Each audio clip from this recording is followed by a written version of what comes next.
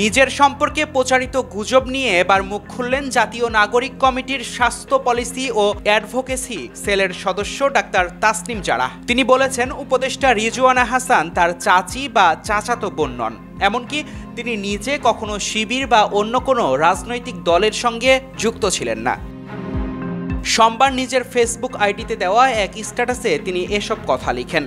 Doctor জারাহ লিখেছেন, আওয়ামী লীগ ও একটি মহল আমাকে নিয়ে কতগুলো রিডিকিউলাস মিথ্যা প্রতিষ্ঠিত করার চেষ্টা করছে। এক্ষেত্রে সত্যগুলো হলো, উপদেষ্টা সৈয়দা রিজওয়ানা হাসান আমার চাচি বা চাচাতো বোন নন।